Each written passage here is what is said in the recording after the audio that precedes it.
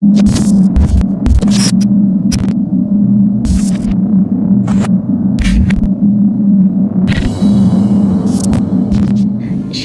welcome to Master Plan Youth Online Service. Apa kabar nih semuanya? Semoga dalam keadaan baik-baik saja ya.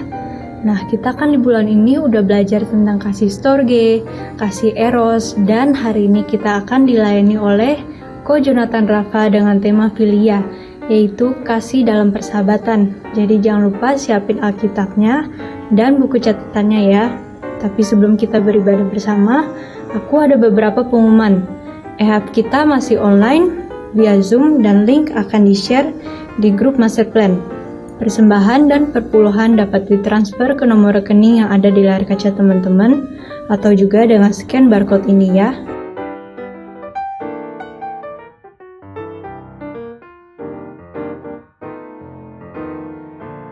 Lalu, ibadah Master Plan Online Service minggu depan akan dilayani oleh Kak Christopher Tapiheru dengan tema Agape, yaitu cinta tanpa syarat seperti kasih Tuhan kepada manusia.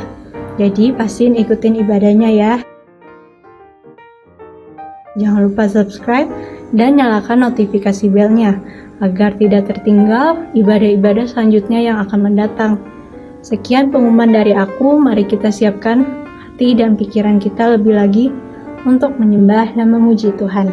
Selamat beribadah. Shalom Fast, selamat hari Minggu buat Master Plan Youth. Senang banget kita bisa ibadah bareng lagi sama-sama teman-teman. Tapi sebelum kita dengarkan firman Tuhan, mari kita sama-sama siapkan hati untuk memberikan yang terbaik, menyembah Tuhan kita, Tuhan Yesus Kristus.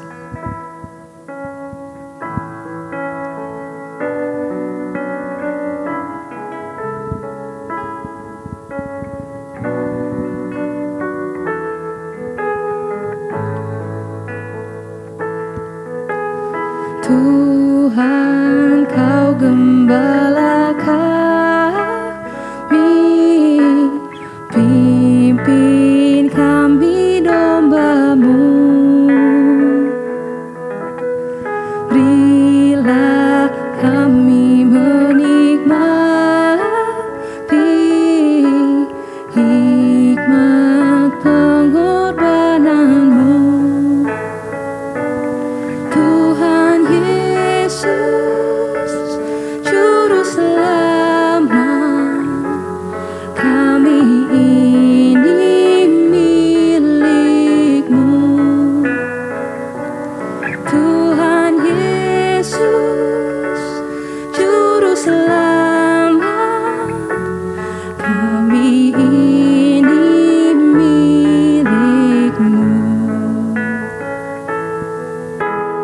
Kau pengawal yang setia, kawan hidup terdekat. Jauhkan kami dari dosa, panggil pulang yang sesat. Tuhan Yesus, Juru Selamat, kami ini milik-Mu. Tuhan Yesus, Juru Selamat, kami ini milik-Mu.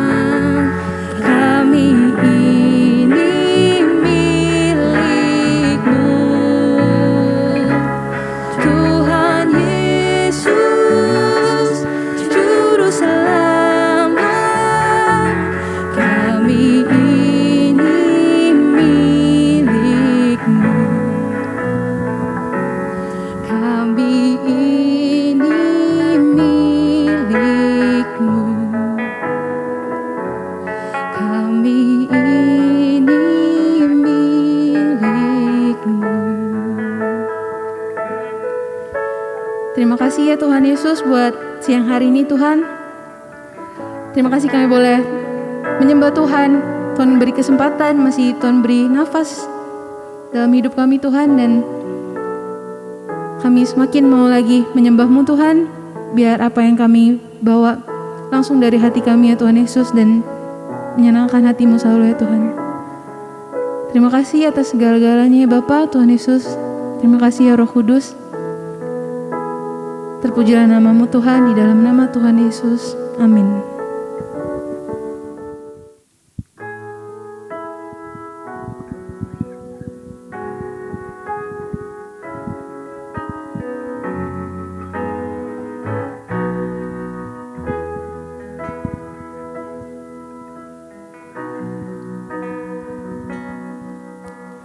Kau melukis wajahku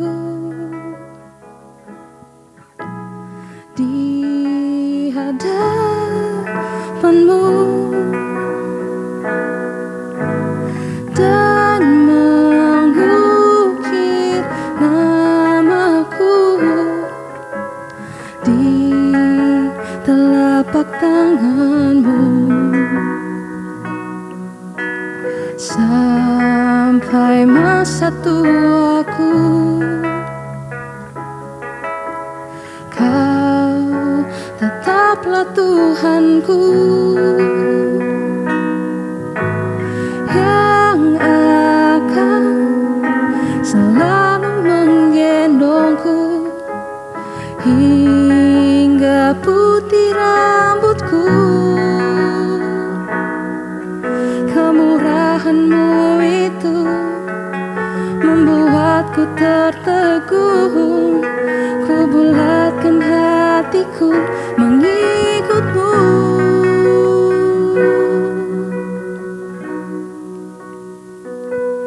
Ku angkat tanganku Yesus, memuji perbuatan-Mu. Sungguh tiada terukur kasih setia-Mu. Dalam naungan sayap-Mu ku mau terus menyembah-Mu. Kasih-Mu terukir di lubuk hatiku.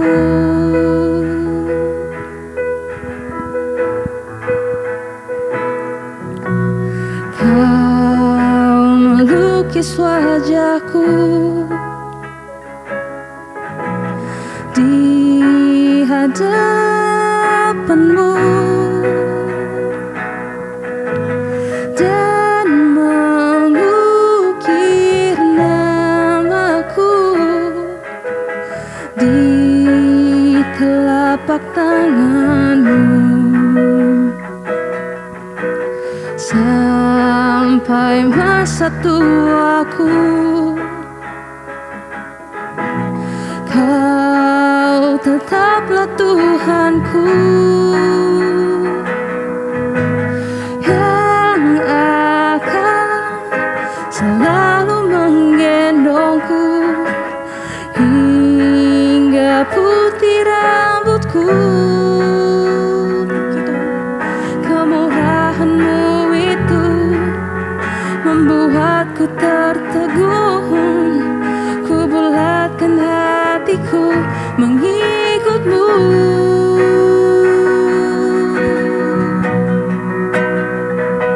Oh, ku angkat tanganku Yesus, memuji perbuatan-Mu.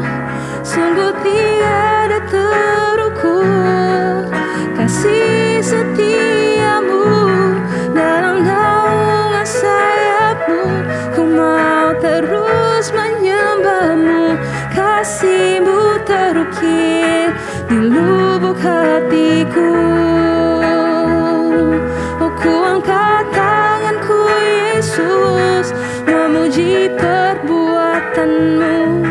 Sungguh tiada terukur kasih setia-Mu.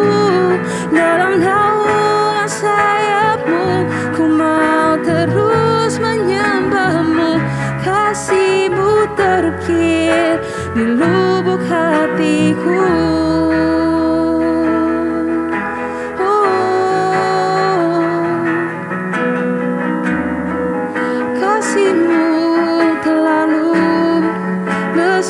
untuk kami semua Tuhan.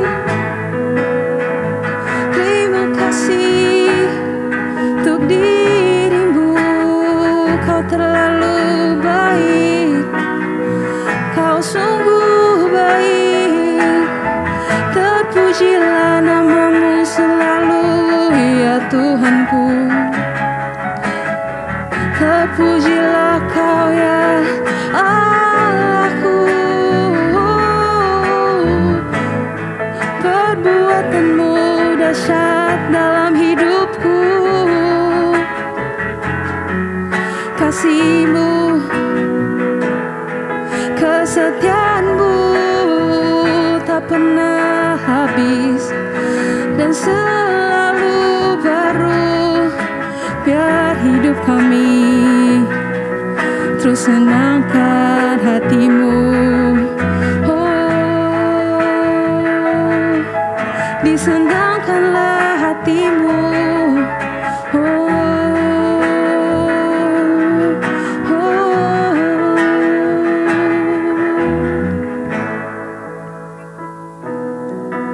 Terpujilah kau selalu ya Yesusku.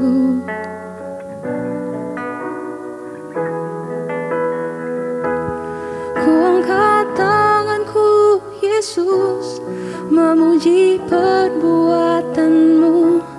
Sungguh tiada terukur kasih setia-Mu. Dalam naungan sayap-Mu ku mau terus menyembah-Mu. Kasih-Mu terukir di lubuk hatiku. Ku angkat tanganku Yesus, memuji perbuatan-Mu. Sungguh tiada terukur kasih setia-Mu. Dalam naungan sayap-Mu ku mau terus menyembah-Mu. Kasih-Mu terukir di lubuk hatiku. Kasih-Mu terukir di lubuk hatiku. Kasih-Mu terukir di lubuk hatiku.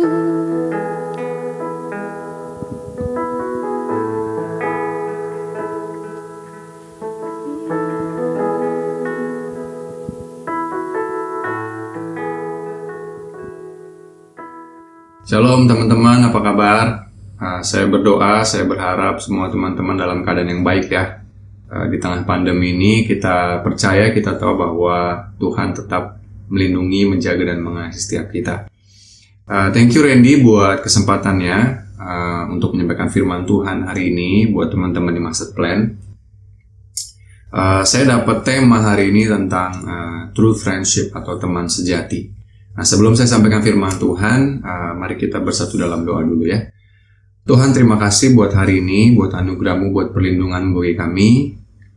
Kami percaya apapun yang sedang kami alami, hadapi hari ini, Tuhan tetap setia dan tidak pernah meninggalkan kami. Dan kami tahu Tuhan, anugerah-Mu lah yang menjadikan kami apa adanya kami hari ini. Dan kami percaya saat kami datang beribadah, mendengarkan firman-Mu sekalipun secara online, kalau kami datang dengan hati yang haus dan lapar akan Engkau, maka Tuhan akan puaskan kami dengan kebenaran firman-Mu. Hari ini kami mau belajar mengenai true friendship, a godly friendship, teman yang sejati, teman yang mencerminkan Kristus, teman yang memancarkan Kristus, sehingga kami boleh memahami dan mengerti apa yang Tuhan mau dalam kehidupan kami sebagai orang percaya, khususnya dalam konteks pertemanan. Urapi hamba-Mu, urapi setiap kami yang mendengar firman-Mu, supaya kami dapat mengerti dan memahami dan melakukan firman-Mu. Terima kasih Bapa, di dalam nama Tuhan Yesus kami telah mengucap syukur dan berdoa. Amin. Oke, yuk saya ajak teman-teman untuk buka Alkitab. Kita mau baca beberapa ayat dulu sebelum nanti saya sampaikan firman Tuhan. Karena saya punya waktu sekitar 20-30 menit, jadi saya pengen maksimalkan sekali waktu ini. untuk sampaikan beberapa poin ya, karena saya akan sampaikan lumayan banyak ya. Semoga waktunya cukup dan teman-teman bisa menangkap poin-poinnya dengan baik ya. Yuk kita buka Amsal pasal 18 ayat 24. Saya akan bacakan sambil teman-teman juga baca ya di Alkitab masing-masing, supaya teman-teman bisa gampang ingatnya soal ayat firman Tuhan ini. Amsal 18 ayat 24, ada teman yang mendatangkan kecelakaan, tetapi ada juga sahabat yang lebih karib daripada seorang saudara. Nah sekarang kita buka Ayub pasal yang kedua ayat 11-13. Hari ini kita akan buka banyak ayat ya. Saya akan pakai banyak ayat, semoga teman-teman bisa tetap ngikutin. Ayub pasal 2 ayat 11-13. Ketika ketiga sahabat Ayub mendengar kabar tentang segala malapetaka yang menimpa dia, maka datanglah mereka dari tempatnya masing-masing, yakni Elifas orang Teman, dan Bildad orang Suah, serta Zofar orang Naamah.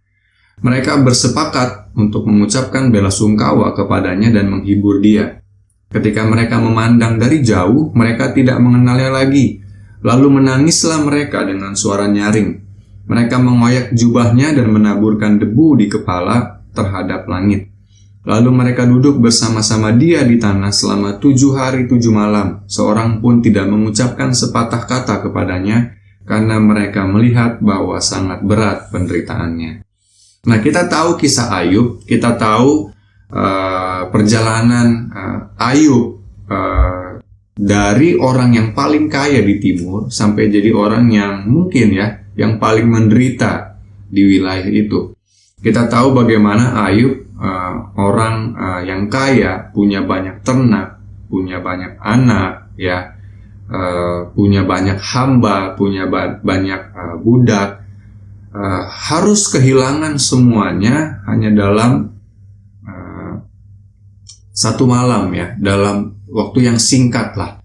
Dalam waktu yang sangat singkat, Ayub harus mengalami keterpurukan, mengalami tantangan hidup ya, kalau bahasa yang lebih ringan ya, ketika Tuhan menguji Ayub ya, perubahan status dari orang yang paling kaya jadi orang yang paling miskin. Nah, Ayub ketika itu mengalami hal-hal buruk dalam hidupnya, sebenarnya punya satu penghiburan, pengharapan ya, yaitu kepada istrinya, kepada sang istri. Ketika dalam kondisi terpuruk, sudah sewajarnya, normalnya sebagai seorang suami, sebagai seorang laki-laki yang punya istri, berharap untuk memiliki seorang istri yang tetap setia, bahkan menghibur ketika ia mengalami masa-masa yang sukar atau yang sulit. Tetapi sangat disayangkan adalah bahwa sang istri meninggalkan Ayub. Bahkan sang istri mengatakan kepada Ayub, untuk apa lagi tetap setia kepada Tuhan? Kutukilah Allah dan mati. Disuruh mati, disuruh mengutuki Allahnya dan disuruh mati. Coba bayangin ya, sebagai seorang suami, sebagai seorang laki-laki, atau sebagai seorang istri, ya terserah suami, istri, atau pacar lah, ya kalau teman-teman mungkin belum menikah ya, oke lah punya pacar, orang yang sangat kita kasihi, orang yang sangat kita sayangi, orang yang sangat kita harapkan. Justru ketika keadaan terpuruk, orang tersebut malah suruh kita untuk mengutuki Allah kita dan suruh kita untuk mati sajalah gitu. Maka normalnya sebagai seorang yang normal ya, pasti hatinya hancur, pasti hatinya sedih, kecewa karena ditinggalkan oleh orang yang paling diharapkan, orang yang paling dirindukan untuk ada bersama-sama ketika melewati masa-masa yang sulit. Pun sama ketika Ayub mengalami ujian dari Tuhan, harus mengalami yang namanya ditinggalkan oleh sang istri, oleh orang yang seharusnya paling dekat dengan Ayub. Saya nggak ngomongin ini hanya masalah perempuan atau istri terhadap suami atau laki-laki, tetapi saya juga bisa mengatakan ini secara general adalah sang laki-laki atau sang suami terhadap istri atau terhadap perempuan. Ya, tetapi di dalam konteks kitab Ayub yang dibahas tentang Ayub, bukan tentang seorang perempuan yang mengalami ujian atau kesukaran hidup ya. Jadi jangan mengkotak-kotakan bahwa oh ini berarti ngomongin perempuan yang meninggalkan suaminya, istri yang meninggalkan suaminya. Bukan ya. Ini karena di kitab Ayub bahas tentang Ayub. Tapi ini berlaku bagi siapapun, baik laki-laki maupun perempuan.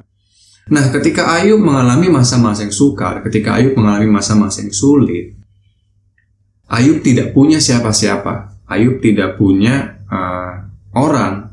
Kalau menurut Alkitab, yang menurut kitab Ayub, dalam catatannya tidak ada keluarganya yang tetap bersama-sama dengan dia. Ya, tentu saja anaknya sudah mati, kemudian satu-satunya istri yang dia punya meninggalkan dia.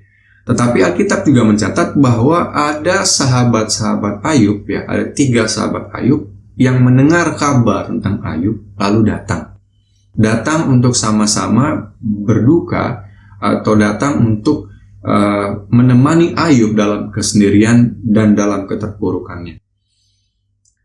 Maka tentunya apa yang terjadi dalam kesukaran Ayub ketika didatangi oleh sahabat-sahabatnya yang tidak meninggalkan dia, tentunya itu juga hal yang kita rindukan ya. Ketika kita punya masalah, kita punya beban hidup, kita punya sahabat-sahabat atau teman-teman atau orang-orang yang tetap mau datang menemani kita, menghibur kita, menguatkan kita.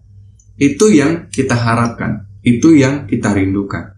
Saya percaya, saya merasa, saya berpikir ya, ketika Ayub ditinggalkan oleh istrinya, lalu datang ketiga sahabatnya, saya yakin betul dalam kesedihan Ayub, dalam keterpurukan Ayub, Ayub pasti merasa sedikit terhibur. Kenapa? Karena masih ada orang yang mau datang menemui dia dan menemani dia, bahkan dikatakan di sini menaburkan debu, itu artinya berkabung ya, berduka bersama-sama dengan Ayub. Ada ketiga orang yang punya empati terhadap Ayub. Saya rasa Ayub saat itu dalam hatinya ada sedikit penghiburan. Kenapa? Ya tadi, karena ada sahabat-sahabatnya yang datang untuk sama-sama menemani Ayub dalam kesukaran Ayub.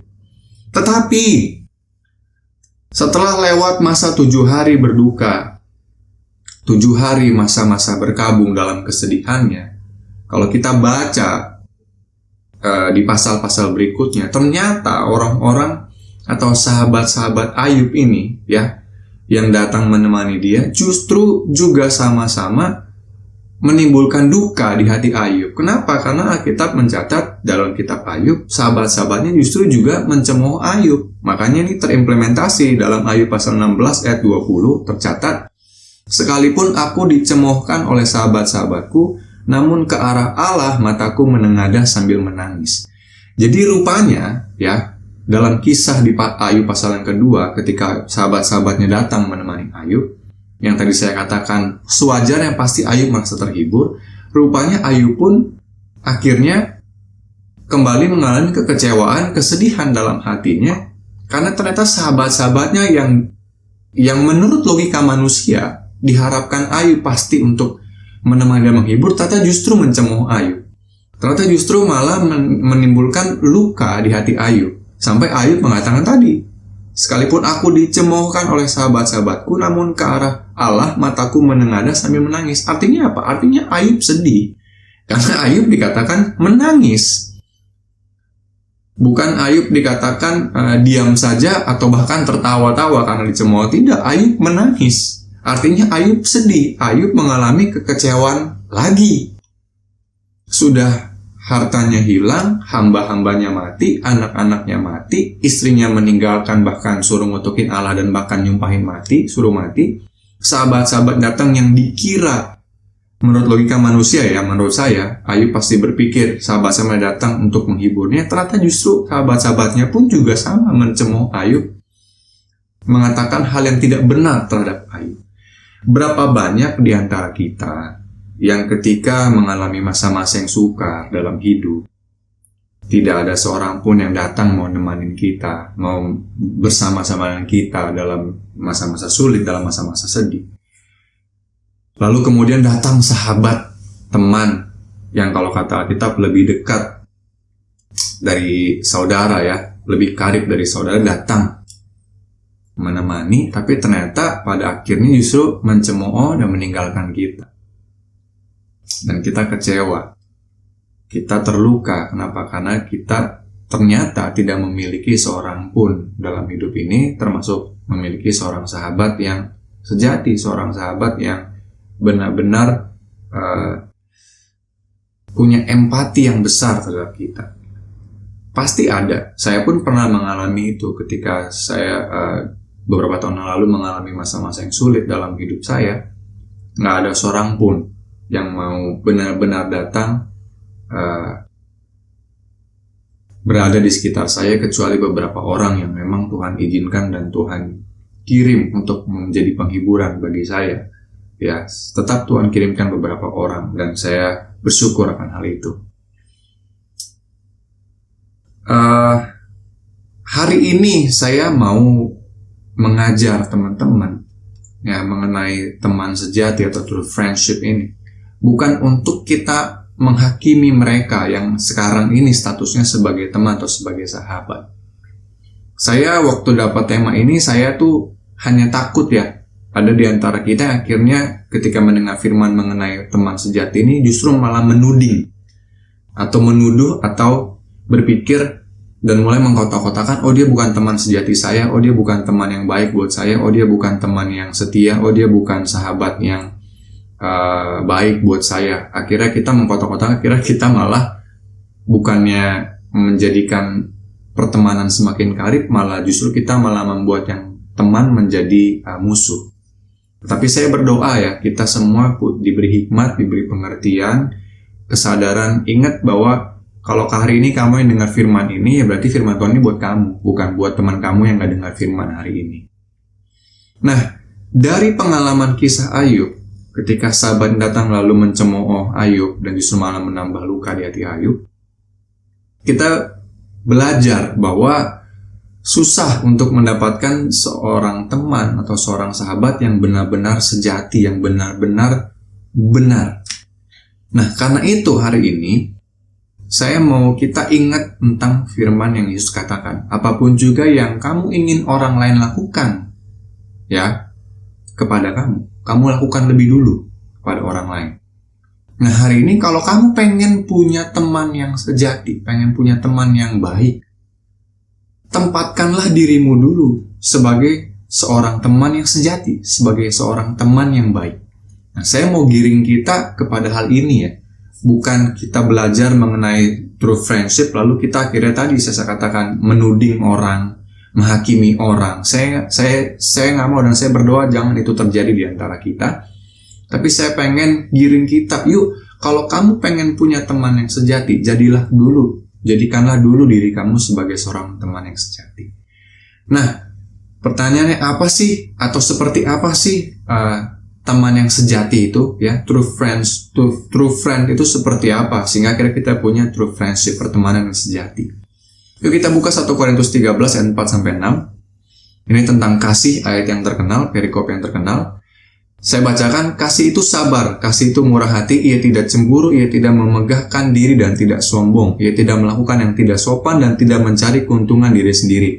Ia tidak pemarah dan tidak menyimpan kesalahan orang lain, ia tidak bersukacita karena ketidakadilan, tetapi ia bersukacita karena kebenaran. Nah, saya mau highlight kalimat di sini, tidak mencari keuntungan diri sendiri. Seorang teman yang sejati pasti tidak mencari keuntungan untuk dirinya sendiri. Artinya begini, kamu berteman dengan orang karena kamu expect sesuatu dari orang. Kamu berteman dengan si A karena kamu mengharapkan si A bakal buat ini, beri ini ke kamu. Nah, itu salah. Kita salah kalau kita berteman karena kita punya ekspektasi terhadap teman kita, terhadap orang lain, untuk keuntungan diri kita sendiri. Kita berdosa karena kita nggak tulus. Kita berdosa, mungkin teman kita nggak tahu bahwa kita datang dengan suatu kepentingan. Tetapi Tuhan tahu, Tuhan melihat bahwa kamu tidak sungguh-sungguh ingin berteman dengan si A atau si B. Karena kamu tujuannya cuma satu, menjalin hubungan dengan si A dan si B, supaya kamu memperoleh keuntungan diri sendiri. Alkitab mengatakan kalau seorang punya kasih, pasti dia tidak mencari keuntungan diri sendiri. Kalau kamu punya kasih dalam hidup kamu sebagai seorang teman, kamu dan saya, bukan hanya kamu ya, kamu dan saya, kalau kita punya kasih, kita nggak bakal cari orang untuk kita jadikan teman karena kita pengen punya keuntungan bagi diri kita sendiri. Maka poin yang pertama, seorang teman yang sejati tidak mencari keuntungan untuk diri sendiri. Tidak mencari kepentingan diri sendiri, tetapi mengutamakan kepentingan orang lain. Kenapa? Karena love is giving. Kasih itu memberi. Ya, kasih itu selalu punya tendensi untuk mengutamakan orang lain, mengutamakan kepentingan orang dibanding kepentingan diri sendiri. Terlebih mengutamakan kepentingan Allah dibanding kepentingan manusia. Yang kedua, teman yang sejati itu seperti apa? Kita buka Kolose 3:12. Karena itu sebagai orang-orang pilihan Allah yang dikuduskan dan dikasihinya, kenakanlah belas kasihan, kemurahan, kerendahan hati, kelembutan, dan kesabaran. Yang kedua, seorang teman yang sejati pasti punya belas kasihan dan punya kebaikan. Penting dalam menjalin hubungan dengan orang lain adanya sikap belas kasih. Kenapa? Karena ada momen nanti dalam pertemanan kita, pasti sahabat kita atau teman kita mengalami kesukaran, mengalami masa-masa yang sulit. Nah, kalau kita nggak punya belas kasihan, maka ketika teman kita mengalami masa-masa yang sukar, masa-masa yang sulit, kita pasti akan tinggalin mereka. Kita pasti akan tinggalin orang-orang itu atau teman-teman kita. Kenapa? Karena kita nggak punya belas kasihan. Ya, mungkin kita bersedih karena sahabat kita, teman kita mengalami kesukaran. Tapi nggak cukup sampai situ. Ingat ya, kalau nggak salah saya pernah sampaikan juga di master plan. Merasa kasihan dengan punya belas kasihan itu dua hal yang berbeda. Kalau merasa kasihan, kita nggak buat apa-apa. Aduh, kasihannya teman kita, dia gara-gara COVID dipecat, nggak punya pekerjaan. Sekarang aduh dia harus hutang sana-sini, kasihannya, sedih ya. Dia nggak bisa cukupin kebutuhannya buat kebutuhan keluarganya. Itu hanya merasa kasihan. Tapi kalau punya belas kasihan, kita do something. We do something for them. Kalau ada orang yang membutuhkan, we give. We should give. Kalau ada orang yang kekurangan, kita support. Kalau ada orang yang sedang sakit dan dia nggak punya uang buat berobat, kita kasih dana untuk dia berobat. Nggak usah pentingin, pusingin nanti dia bisa balikin atau enggak. Itu belakangan, karena yang utama adalah kita mengedepankan compassion, belas kasihan kita bagi orang lain. Jadi bukan cuma sekedar tidak mencari keuntungan diri sendiri, tapi kita pun dituntut untuk punya belas kasihan bagi orang lain. Nah, itu teman yang sejati. Coba bayangin kalau kamu di posisi orang yang sulit, di posisi seperti Ayub lah. Terus kamu punya teman yang kamu pikir sahabat, tapi dia cuma merasa kasihan doang, tapi nggak pernah ngapa-ngapain buat kamu. Bahkan di tengah kelebihannya pun dia tidak mengulurkan tangannya kepada kamu, tidak punya belas kasihan. Pasti kamu sedih, pasti kita sedih. Nah, sebelum hal itu terjadi, kita lakukan dulu bagian kita sebagai seorang teman. Kita buktikan bahwa kita ini seorang teman yang punya karakter Kristus, punya belas kasihan bagi teman kita.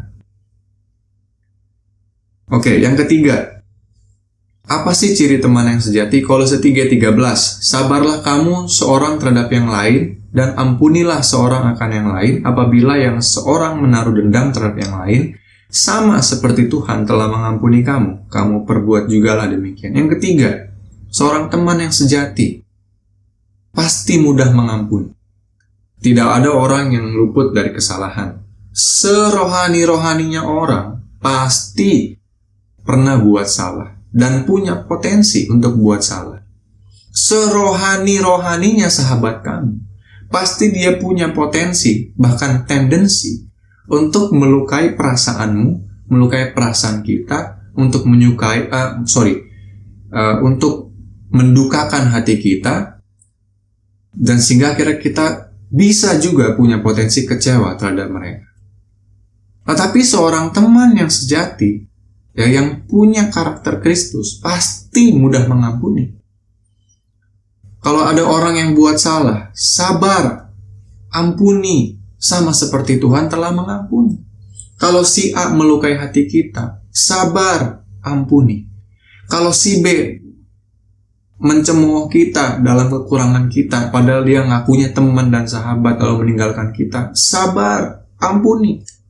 Itu adalah seorang yang memiliki karakter Kristus. Itulah seorang teman yang sejati.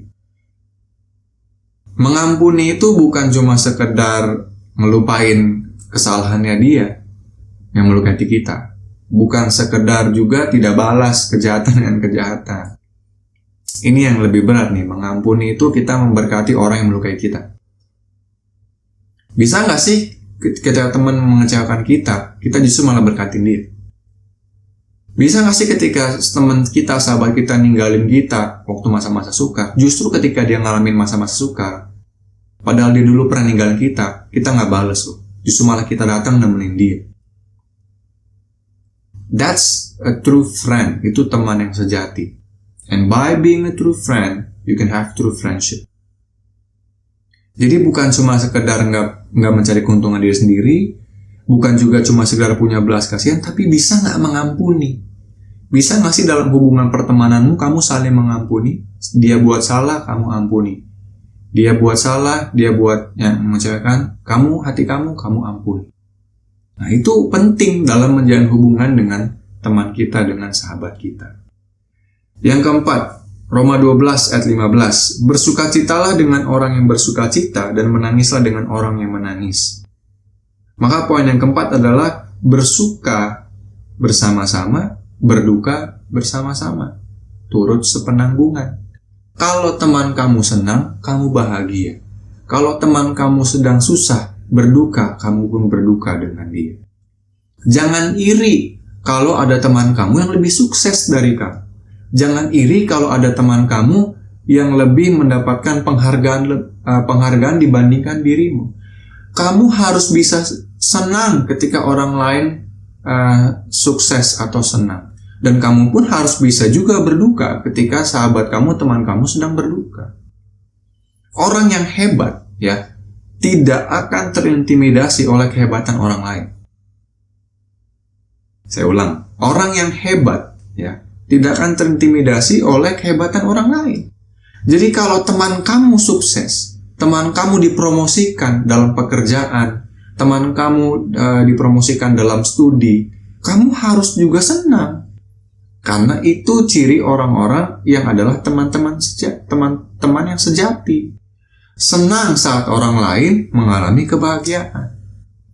Berduka saat orang lain atau teman kita mengalami kesusahan, mengalami kedukaan. Jangan teman kita udah ngalamin masa sukar, kita seperti teman-teman atau sahabat-sahabat Ayub, malah kita cemooh, malah kita tuduh. Kamu pasti berdosa ya, makanya kamu ngalamin kesusahan seperti ini. Tuhan hukum kamu ini, kamu harus bertobat lah. Orang lagi susah, lagi berduka, lagi bersedih, malah kamu hakimi, malah kita hakimi.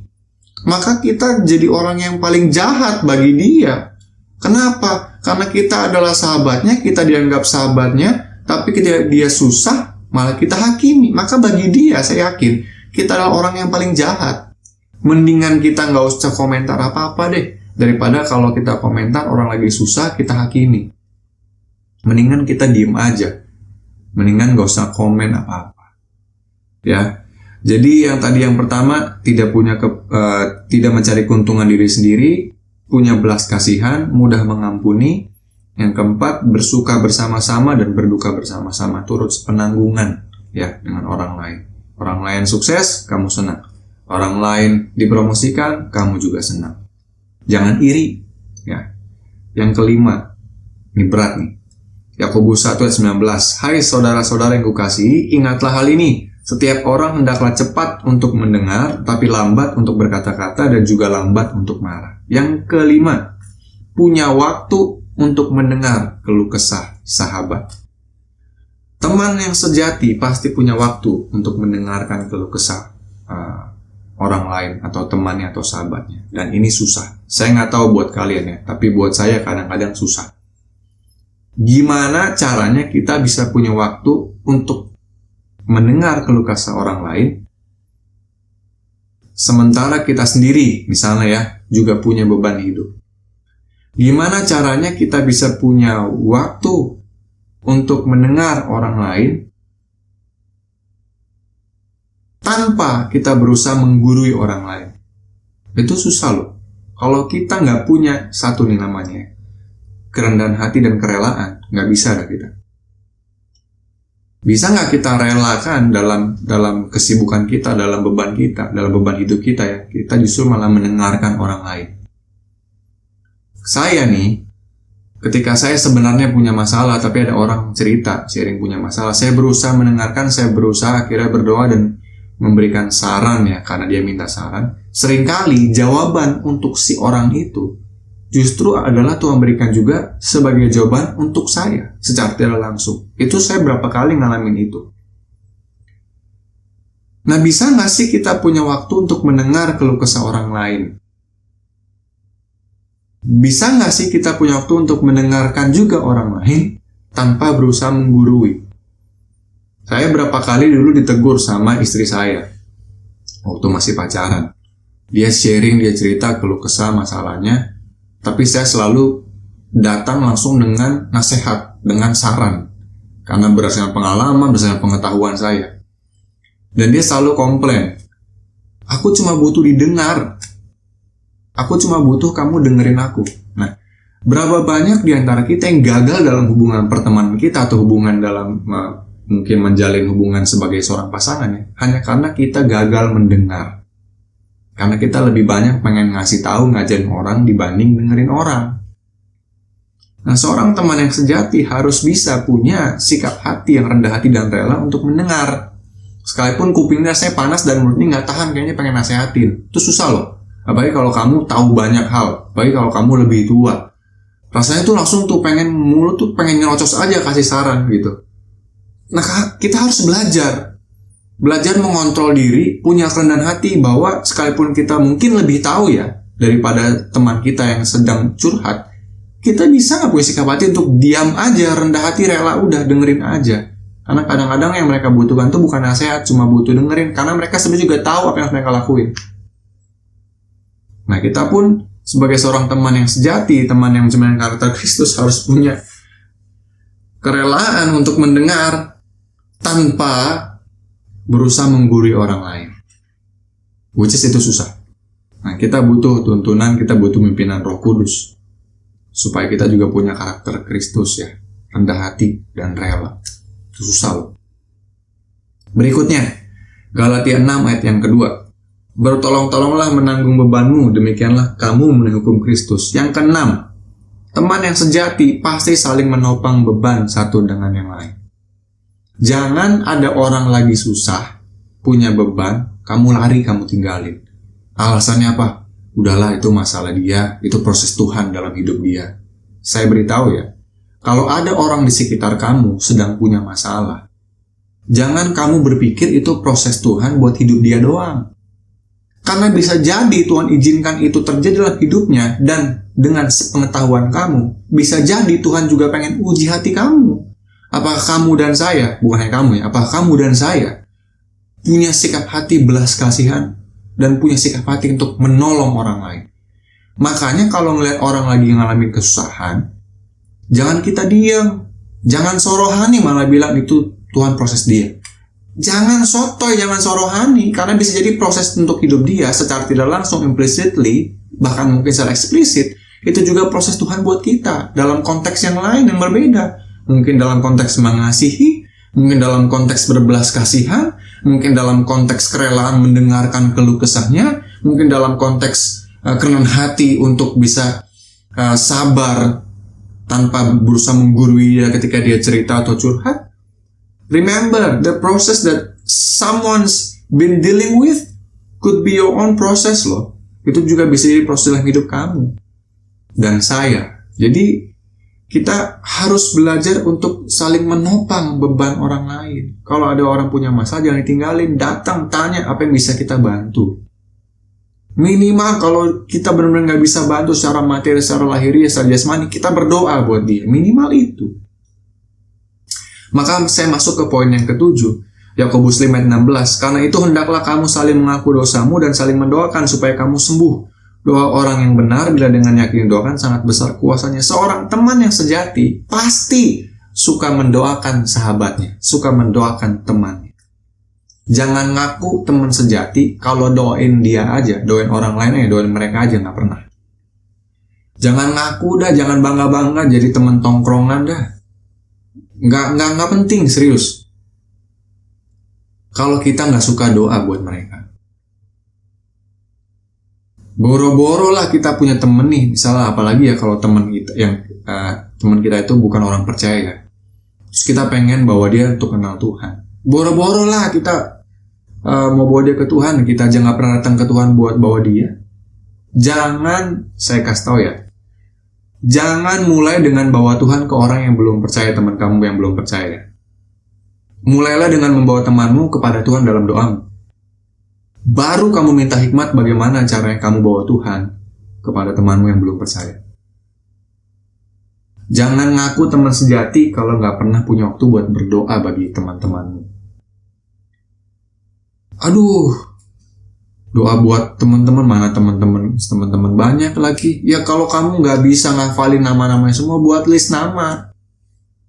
Biar baca aja pas lagi doa, baca. Karena kadang-kadang ketika sebenarnya kamu nggak tahu dia punya masalah apa ya, tapi karena kamu sebutkan dalam doamu, tiba-tiba Tuhan bukakan. Oh, dia lagi punya masalah ini, seperti dia lagi punya beban. Lalu karena kamu diingatkan oleh Roh Kudus, kamu kontak dia, bro apa kabar? Lu gimana hari ini? Bisa jadi saat itu dia lagi putus asa banget loh. Tapi karena kamu tanyain kabar dia, tadinya mungkin aja dia mau bunuh diri, atau mungkin aja dia udah desperate banget, nggak punya pengharapan. Tapi karena kamu tanya, dia berubah. Bisa jadi loh. Saya dulu pernah tuh tahun 2006 2008 2007 atau 2008 saya lupa. Saya punya teman, dia pelayanan. Datang ke gereja ketemu saya. Saat itu dia tidak sedang pelayanan karena dia dari cabang lain. Datang kelar ibadah, saya samperin.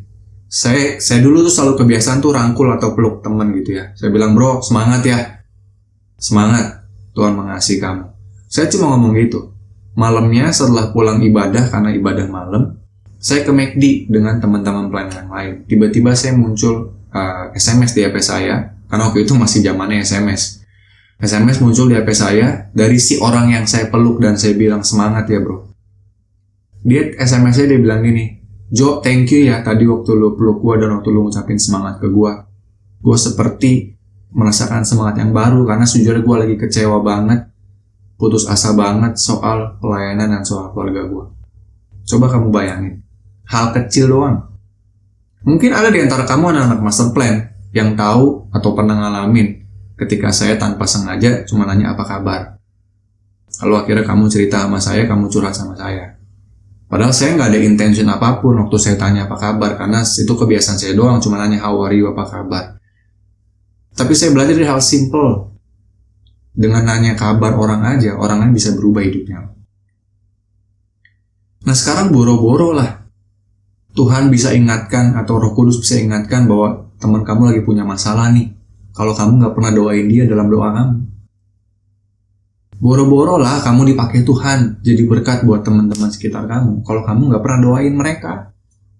Boro-boro kamu membawa Tuhan, mau menceritakan tentang Tuhan Yesus kepada teman-teman kamu yang belum percaya, kalau kamu gak pernah bawa mereka dalam doamu. Jadi seorang teman yang sejati harus suka mendoakan teman-temannya yang lain, sahabat-sahabatnya, orang-orang lain. Suka mendoakan.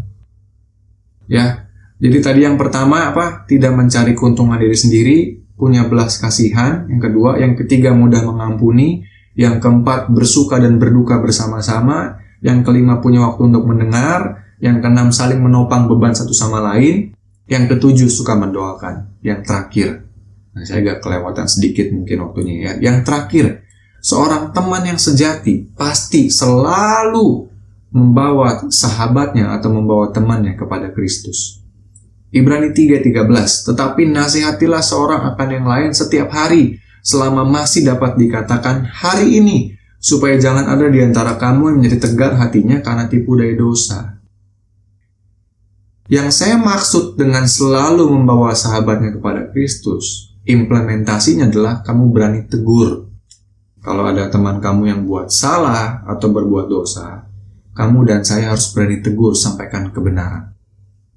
Aduh tapi kok takut ditolak. Aduh nanti yang malah dikucirin lagi sama teman-teman gara-gara negur. Aduh nanti malah dianggap sok suci lagi, dianggap sok benar. Saya beritahu ya, lebih baik ditolak karena menyampaikan kebenaran daripada diterima karena ketidakbenaran. Lebih baik kamu sampaikan teguran yang nyata. Ya, kalau kata Amsal tuh teguran nyata itu lebih baik dari beribu-ribu ciuman. Ya, kamu tegur, sampaikan kebenaran supaya orang itu, teman kamu, sahabat kamu yang berbuat salah berbalik dari jalan yang salah kembali kepada kebenaran. Supaya apa? Tetap kepada track atau panggilan Kristus dalam hidupnya. Sia-sia kalau semua yang tadi 7 poin di atas kamu lakuin, kalau adalah dari hati kamu yang paling dalam, kamu nggak berani dan kamu nggak mau berjuang untuk sahabat kamu, teman kamu tetap dekat dengan Tuhan. Percuma. Karena ini fondasinya. Yang paling dasar adalah supaya kamu sebagai seorang teman membawa teman kamu tetap kepada Kristus. Itu fondasi yang paling utama. To bring people to Jesus. To help people to stick with Jesus. Itu yang utama. Kalau yang utama itu, pasti kamu lakuin 7 yang lain yang di atas yang tadi. Maka seorang teman yang sejati pasti selalu berusaha membawa sahabatnya kepada Kristus. Ini saya ngomong dalam konteks kekristenan. Bahkan bagi teman kamu yang belum percaya pun, kamu harus berjuang untuk bawa dia kepada Kristus. Itu yang utama dalam pertemanan yang sejati. Kenapa? Karena yang penting dan yang utama itu bukan cuma sekedar orang lain punya kebutuhan yang tercukupi secara lahiriah, tapi harus juga orang lain itu punya keselamatan seperti kamu dan saya yang sudah menerima keselamatan karena kita percaya kepada Kristus. Ya, jadi saya berdoa buat setiap kita, kalau kita pengen punya teman yang sejati, jadikan dululah diri kita sebagai seorang teman yang sejati. Apapun juga yang kamu ingin orang lain lakukan kepada kamu lakukan dulu kepada orang lain. Itu kata-kata Yesus. Kalau kamu pengen punya teman-teman yang sejati ketika kamu dalam masa-masa sukar, jadilah dulu seorang teman yang sejati bagi mereka. Ya, supaya apa yang kamu tabur, kamu tuai. Tetapi, sekalipun teman-teman kamu yang sudah kamu tolong, sudah kamu doakan, sudah kamu kasihi, tidak melakukan juga yang sama seperti yang kamu lakukan, jangan bales, jangan marah, dan jangan kamu dendam. Tetap lakukan yang baik. Karena di atas semuanya kamu melakukan itu cuma satu, untuk kepentingan Tuhan dan kemuliaan Tuhan. Amin. Yuk kita berdoa. Tuhan, terima kasih buat firman-Mu. Hari ini kami belajar banyak poin Tuhan. Biar Tuhan tolong kami, Roh Kudus yang mampukan kami, supaya kami bisa menjadi seorang teman yang sejati, teman yang berkenan di hadapan Tuhan, sehingga lewat pertemanan kami, orang lain boleh diselamatkan dan orang lain boleh terus dekat dengan Engkau Tuhan. Dan bagi mereka teman-teman kami yang belum percaya, karena kehadiran kami mereka akhirnya boleh percaya dan mengenal Engkau.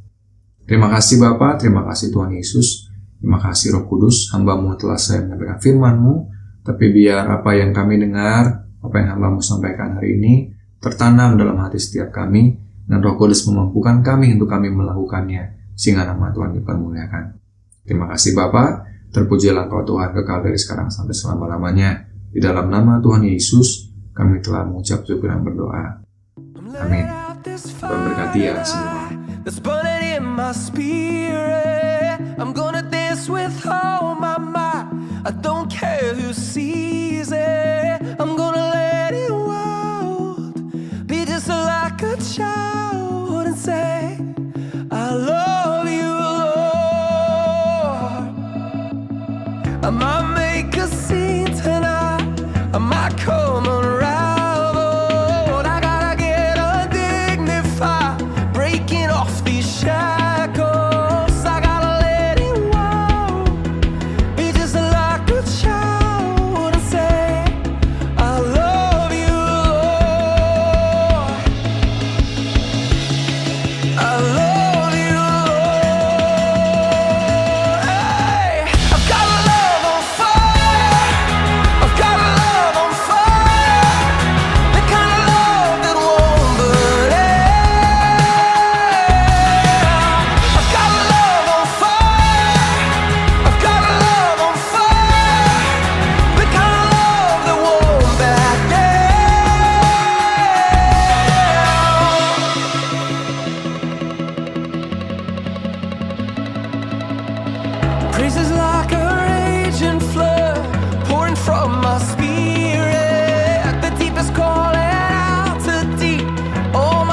can feel